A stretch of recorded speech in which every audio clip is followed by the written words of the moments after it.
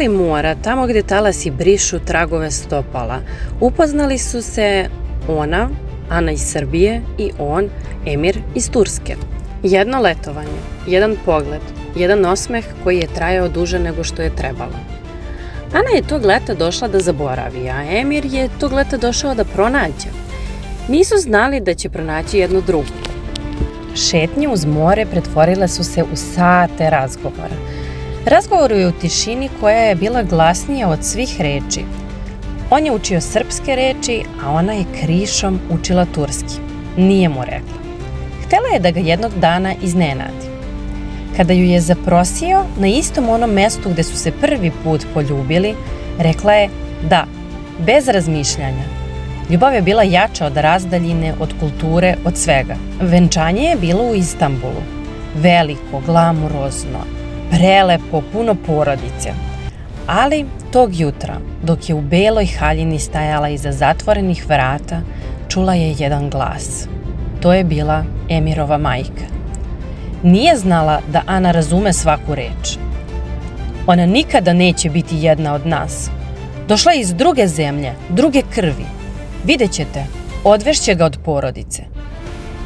Ana je osjetila kako joj srce puca, ali ne glasno, tiho, iznutra.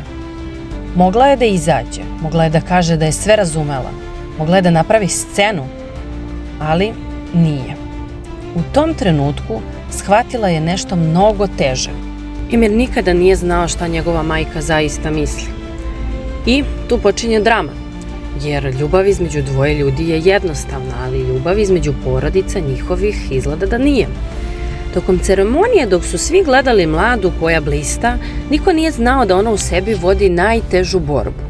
Da li da mu kaže, da li da ćuti, da li da odustane pre nego što sve počne. A onda, kada je došao trenutak da izgovore zavete, Emir je rekao nešto što je promenilo sve.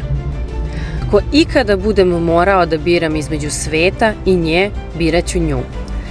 Njegova majka je spustila pogled. Ana je znala da to nije slučajno. On je znao.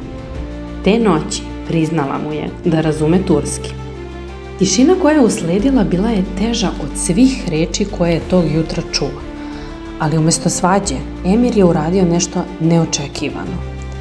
Sutradan je seo sa majkom, sam. Nije vikao, nije pretio. Samo je rekao sledeće.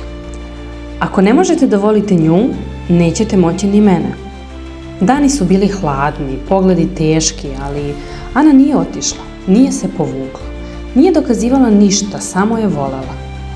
I polako, majka je počela da primećuje nešto. Nije to bila strankinja, nije bila druge krvi.